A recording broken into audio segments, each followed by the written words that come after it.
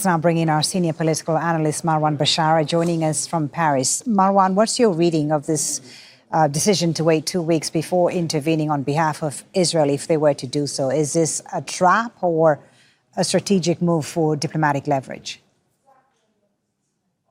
It could be a trap for sure, because we've seen the Israelis and the Americans trapping the Iranians before, right? When they called for that Sunday session that was supposed to wrap everything up, and then Israel bombed Iran.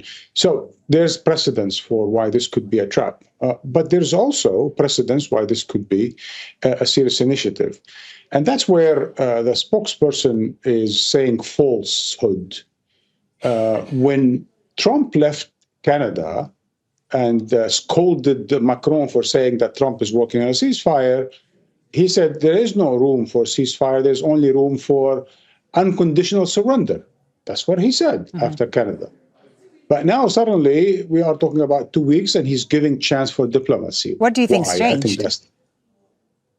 I think what changed is a number of things. One, he probably internalized the conversations in Canada and what the Europeans were saying when he was there, but also after he left. And two, I would think the kind of consultations he had with the Pakistani military chief, these sorts of conversations will probably also helped sober him up. But mostly, I think we are replaying, as you and I, and we've been discussing for a number of days now, why we are replaying or we are doing 2003 redux here. It's because the Europeans, if you remember, opposed the 2003 war. France and Germany at the time spoke against it. French Foreign Minister de Villepin made his famous speech at the United Nations against intervention in Iraq and so on and so forth. Now we're seeing Macron playing Chirac. The French president is saying, one, no, we have to give diplomacy a chance. We Europeans, because he was basically speaking to the Europeans, the others were kind of coy, he was saying we need to give diplomacy a chance. He was actually insisting on diplomacy after a ceasefire. It doesn't seem like a ceasefire is accepted to the Israelis or even the Americans for that matter. And yet he at least extracted that, and that's why we're having some form of talks tomorrow. The other thing that the French said is that he is totally and vehemently opposed to regime change. Right. But do you think, Marwan, that the Europeans and the French, the Macrons, can actually exert pressure on Trump to rein in Israel? I don't think the Europeans can exert that kind of a maximum pressure needed to change American position. They did in 2000. They did not in 2003. I don't think they would today. But it does make policymakers in Washington think twice and three times and give it a week or 2 weeks to consider what they're doing. Because look, if this thing goes north, as the saying goes, then the Americans are going to need the Europeans just as they needed them in Iraq after 2003. If mission accomplished doesn't work, they're going to need the Europeans because Trump doesn't want to spend money on anyone. And if he gets stuck with Iran, as Powell told Bush, you break it, you own it.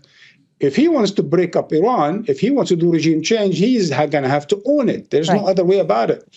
And he doesn't want to invest anything in Iran, and it's going to be left to the Europeans. Europeans are saying from now, we don't want to get involved in regime change. We don't want to get involved in bombing nuclear reactors. What we want is a diplomatic pathway towards a solution. Marwan, let me ask you about the Iranians now. As you hinted, I mean, why should Iran trust the Americans again? I mean, there were 5 rounds of negotiations, as you said, already done before the surprise Israeli attack, which could not have happened without approval from Washington, right? And yet, Abbas Araghchi, the Iranian foreign minister, is heading to Geneva tomorrow on Friday for diplomatic talks with the Europeans. Should they be suspicious? What can they expect from that, do you think?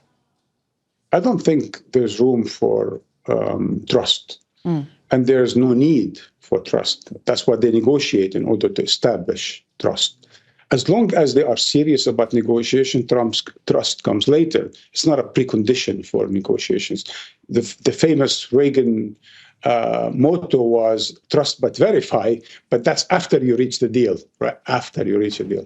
Now we're in the midst of no trust, zero confidence in one another, but there is no better way than diplomacy, and hence there is some attempt, timid perhaps, framed in a bizarre way, perhaps, could be a trap, yes, but the Iranians feel that they need something like that because, the idea that Iran is getting pummeled the way it is, and it could be pummeled for the next 2-3 weeks, is quite painful to the regime. The regime is losing legitimacy because, in the end of the day, any government, anywhere, first duty is to protect the homeland.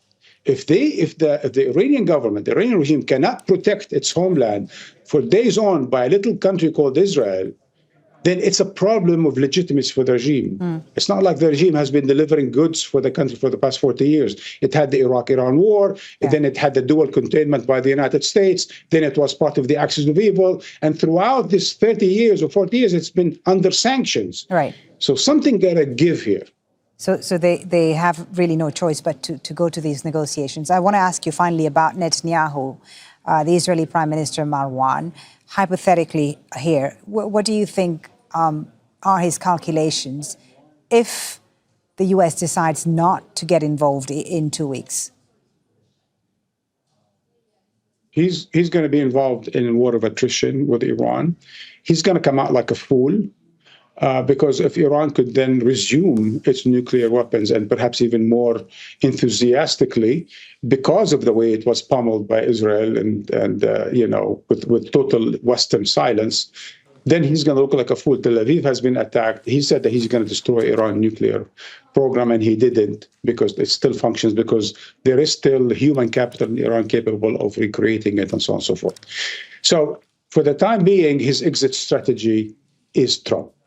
Trump wants 2 weeks. So for the time being, Netanyahu is stuck in this war of attrition. His cities are being bombed, not as painfully as Iran is, there's no doubt.